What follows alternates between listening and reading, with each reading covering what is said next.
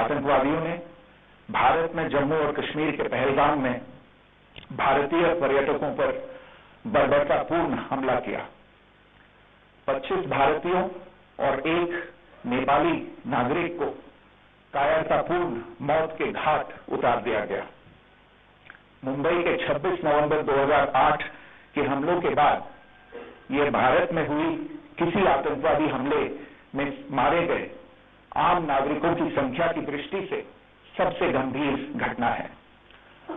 पहलगाम का हमला अत्यधिक बर्बरतापूर्ण था, जिसमें वहां मौजूद लोगों को करीब से और उनके परिवारों के सामने सिर पर गोली मारी गई। हत्या के इस तरीके से परिवार के सदस्यों को जानबूझकर आघात पहुंचाया गया। साथ ही उन्हें ये नसीहत भी दी गई कि वे वापस जाकर इस संदेश को पहुंचा दें। ये हमला स्पष्ट रूप से जम्मू और कश्मीर में बहाल हो रही सामान्य स्थिति को बाधित करने के उद्देश्य से किया गया था। क्योंकि पर्यटन फिर से अर्थव्यवस्था का मुख्य आधार बन रहा था, इस हमले का मुख्य उद्देश्य इसे प्रतिकूल रूप से प्रभावित करना था। पिछले वर्ष आप सभी जानते हैं 2.25 करोड़ से अधिक पर्यटक कश्मीर आए थे। इस हमले का मुख्य उद्देश्य इसलिए संभवतः यह था कि इस संघ राज्य क्षेत्र में विकास और प्रगति को नुकसान पहुंचाकर इसे पिछड़ा बनाए रखा जाए और पाकिस्तान से लगातार होने वाले सीमा पार आतंकवाद के लिए उपजाऊ जमीन बनाने में सहायता की जाए। हमले का यह तरीका जम्मू और कश्मीर और शेष राष्ट्र दोनों में सांप्रदायिक दंगे भड़काने के उद्देश्य से भी प्रेरित था। इसका श्रेय सरकार और भारत के सभी नागरिकों को दिया जाना चाहिए कि इन प्रयासों को विफल कर दिया गया। एक समूह ने खुद को रेजिस्टेंस फ्रंट टीआरएफ कहते हुए इस हमले की जिम्मेदारी ली है। यह समूह संयुक्त राष्ट्र द्वारा प्रतिबंधित पाकिस्तानी आतंकवादी समूह लश्कर ए तैयबा से जुड़ा हुआ है। यह उल्लेखनीय है कि भारत ने मई और नवंबर 2024 में संयुक्त राष्ट्र की 1267 कमेटी की सैंक्शंस मॉनिटरिंग टीम को अर्धवार्षिक रिपोर्ट प्रस्तुत की थी, जिसमें टीआरएफ के बारे में साफ इनपुट दिए गए थे। इससे पाकिस्तान स्थित आतंकवादी समूहों के लिए कवर के रूप में टीआरएफ की भूमिका सामने आई थी। इससे पहले भी दिसंबर 2023 में भारत ने इस टीम को लश्कर ए तैयबा और जैश ए मोहम्मद के बारे में सूचित किया था, जो टीआरएफ जैसे छोटे आतंकवादी समूहों के माध्यम से अपनी गतिविधियों को संचालित कर रहे हैं। इस संबंध में 25 अप्रैल को यूएन सिक्योरिटी काउंसिल प्रेस वक्तव्य में टीआरएफ के संदर्भ को हटाने के लिए पाकिस्तान के दबाव पर भी ध्यान दिया जाना चाहिए। पहलगाम आतंकवादी हमले की जांच से पाकिस्तान के साथ आतंकवादियों के संपर्क उजागर हुए हैं। रेजिस्टेंस फ्रंट द्वारा किए गए दावे और लश्कर ए तैयबा से ज्ञात सोशल मीडिया हैंडल द्वारा इसको रीपोस्ट किया पुष्टि करता है। चश्मदीद गवाहों और विभिन्न जांच एजेंसियों को उपलब्ध अन्य सूचनाओं के आधार पर हमलावरों की पहचान भी हुई है। हमारी इंटेलिजेंस ने इस टीम के योजनाकारों और उनके समर्थकों की जानकारी जुटाई है। इस हमले की रूपरेखा भारत में सीमा पार आतंकवाद को अंजाम देने के पाकिस्तान के लंबे ट्रैक रिकॉर्ड से भी जुड़ी हुई है, जिसके लिखित और स्पष्ट दस्तावेज उपलब्ध हैं। पाकिस्तान दुनिया भर में आतंकवादियों के लिए एक शरण स्थल के रूप में पहचान बना चुका है। यहां अंतर्राष्ट्रीय स्तर पर प्रतिबंधित आतंकवादी सजा पाने से बचे रहते हैं। इसके अलावा पाकिस्तान ने इस मुद्दे पर विश्व और फाइनेंशियल एक्शन टास्क फोर्स जैसे अंतर्राष्ट्रीय मंचों को जानबूझकर गुमराह करने के लिए भी जाना जाता है। साजिद मीर का मामला, जिसमें इस आतंकवादी को पाकिस्तान ने मृत घोषित कर दिया था और फिर अंतर्राष्ट्रीय दबाव के परिणाम स्वरूप वो जीवित पाया गया, इसका सबसे स्पष्ट उदाहरण है। ये स्वाभाविक है कि पहलगाम में हुए इस हमले से जम्मू और कश्मीर के साथ साथ भारत के अन्य भागों में भी आक्रोश देखा गया। हमलों के बाद भारत सरकार ने स्वाभाविक रूप से पाकिस्तान के साथ संबंधों को लेकर कुछ कदम उठाए। आप सभी उन निर्णयों से अवगत हैं जिसकी घोषणा 23 अप्रैल को की गई थी। तथापि ये आवश्यक समझा गया कि 22 अप्रैल के हमले के अपराधियों और उनके योजनाकारों को न्याय के कटघरे में लाया जाए। हमलों के एक पखवाड़े के बाद भी पाकिस्तान द्वारा अपने क्षेत्र या अपने नियंत्रण वाले क्षेत्रों में आतंकवादियों की इंफ्रास्ट्रक्चर के विरुद्ध कार्रवाई करने के लिए कोई स्पष्ट कदम नहीं उठाया गया है। उल्टे वो इनकार करने और आरोप लगाने में ही लिप्त रहा है। पाकिस्तान आधारित आतंकवादी मॉड्यूल्स पर हमारी खुफिया निगरानी ने संकेत दिया है कि भारत के विरुद्ध आगे भी हमले हो सकते हैं। अतः इनको रोकना और इनसे निपटना दोनों को बेहद आवश्यक समझा गया। आज सुबह, जैसा कि आपको ज्ञात होगा, भारत ने इस तरह के सीमा पार हमलों का जवाब देने और उन्हें रोकने तथा उनका प्रतिरोध करने के अपने अधिकार का प्रयोग किया है। ये कार्रवाई नपीतुली, नॉन एस्केलेटरी, आनुपातिक और जिम्मेदारीपूर्ण है। यह आतंकवाद की इंफ्रास्ट्रक्चर को समाप्त करने और भारत में भेजे जाने वाले संभावित आतंकवादियों को अक्षम बनाने पर केंद्रित है। आपको यह भी स्मरण होगा कि 25 अप्रैल 2025 को संयुक्त राष्ट्र सुरक्षा परिषद ने पहलगाम आतंकवादी हमले पर एक प्रेस वक्तव्य जारी किया था, जिसमें आतंकवाद के इस निंदनीय कार्य के अपराधियों, आयोजकों, फाइनेंसरों और प्रायोजकों को जवाबदेह ठहराने और उन्हें न्याय के दायरे में लाने की आवश्यकता पर जोर दिया गया था। भारत की आज की इस कार्रवाई को इसी संदर्भ में देखा जाना चाहिए। Good morning. Thank you all for joining this briefing. As you are all aware, on April 22, 2025, Pakistani and Pakistan-trained terrorists belonging to the Lashkar-e-Taiba carried out a savage attack on Indian tourists at Pahalgam in Jammu and Kashmir in India. They murdered 26 people, including one national of Nepal, causing the largest number of civilian casualties in a terrorist attack in India since the 26 November 2008 attacks in Mumbai.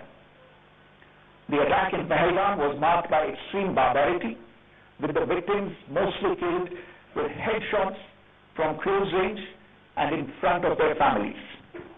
Family members were deliberately traumatized through the manner of the killing, accompanied by the exhortation that they should take back the message. The attack was clearly driven by the objective of undermining the normalcy returning to Jammu and Kashmir. In particular, it was designed to impact the mainstay of the economy, tourism, with a record 23 million tourists visiting the valley last year. The calculation presumably was that harming growth and development in the Union territory would help keep it backward and create fertile ground for continued cross-border terrorism from Pakistan. The manner of the attack was also driven by an objective of provoking communal discord, both in Jammu and Kashmir and the rest of the nation. It is to the credit of the government and the people of India that these designs were foiled. A group calling itself the Resistance Front has claimed responsibility for the attack. This group is a front for the UN proscribed Pakistani terrorist group Lashkar-e-Taiba. It is notable that India had given inputs about the TRF in the half-yearly report to the monitoring team of the UN's 1267 Sanctions Committee in May and November 2024, bringing out its role as a cover for Pakistan-based terrorist groups.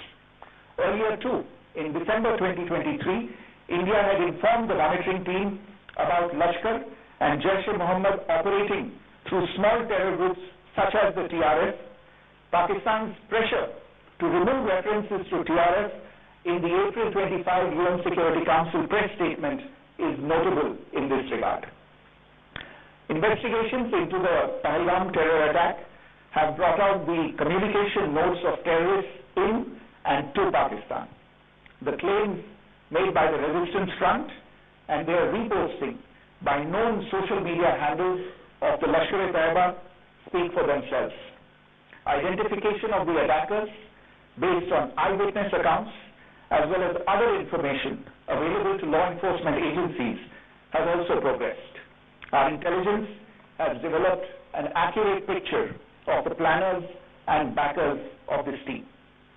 The features of this attack also tie in with Pakistan's long track record of perpetrating cross-border terrorism in India, which is well documented and beyond question.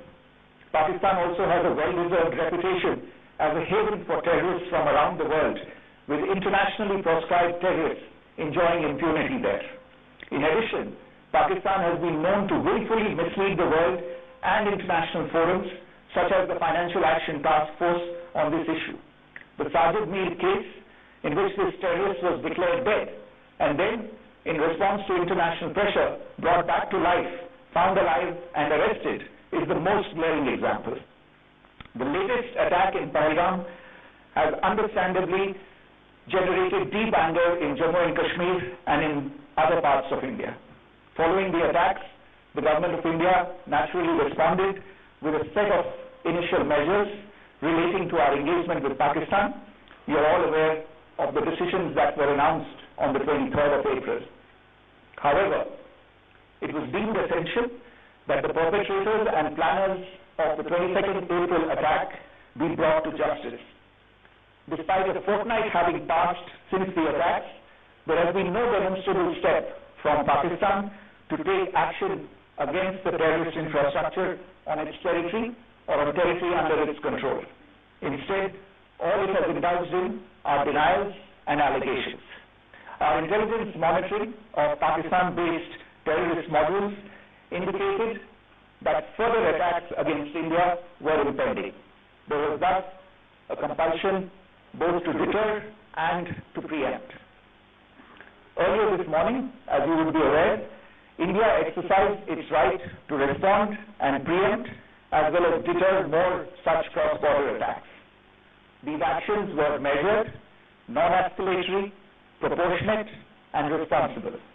They focused on dismantling the terrorist infrastructure and disabling terrorists likely to be sent across to India.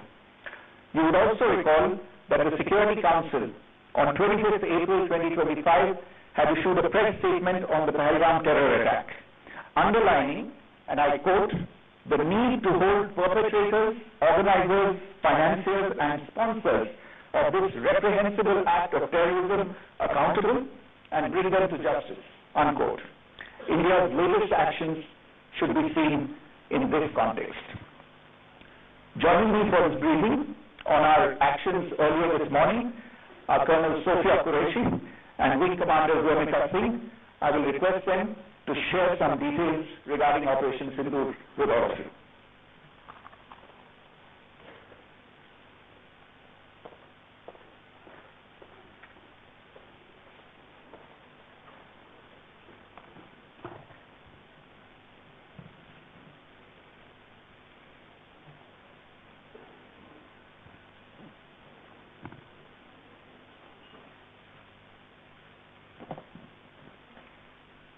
सुप्रभात देवियों और सज्जनों, मैं colonel Sophia Qureshi और मेरे साथ wing commander Vyomika Singh आज आपको 6 से 7 मई 2025 की रात 1:05 से 1:30 बजे के बीच भारतीय सशस्त्र बलों द्वारा अंजाम दिए गए ऑपरेशन सिंदूर के बारे में जानकारी देंगे।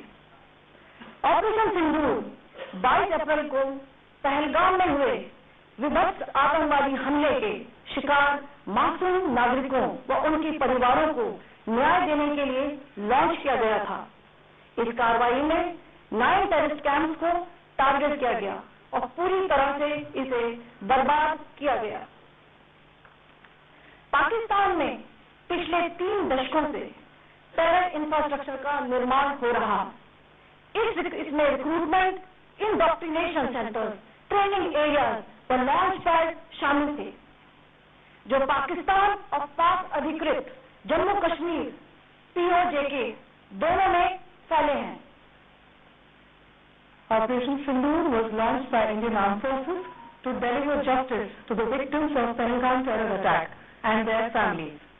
9 terrorist camps were targeted and successfully destroyed. Over the last 3 decades, Pakistan has systematically built terror infrastructure. It is a complex web of recruitment and indoctrination centers, training areas for initial and refresher courses, and launch pads for handlers.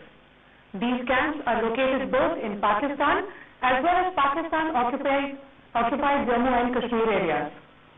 Some of the well-known training camps are located, as you can see on the screen.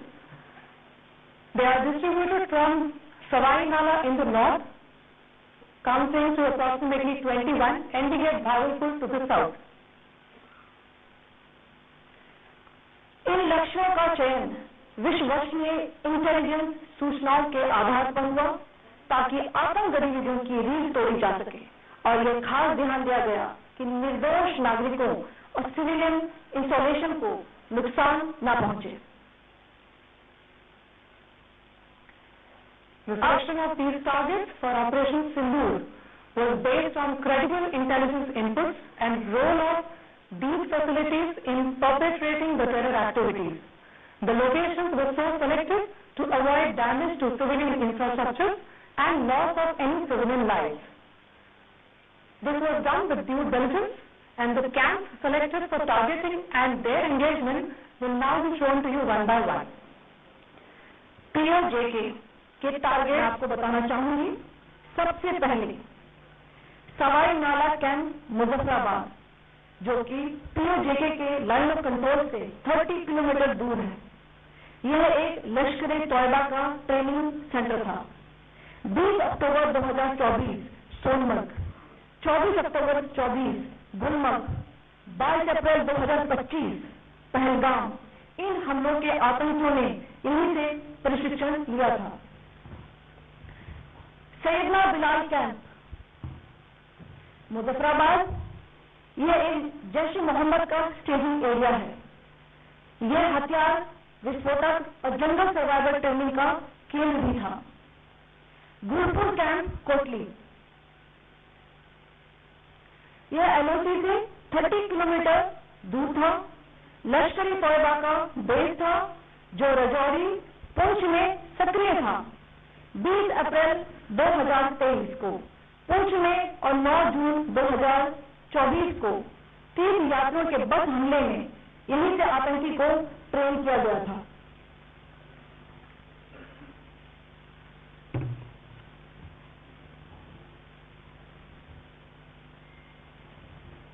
Barnala camp जिंबर, यह LOC से kilometre दूर है. यहाँ पर हथियार, handling, IED व जंगल survival का प्रशिक्षण केंद्र था. अब्बास कैंप कोटली,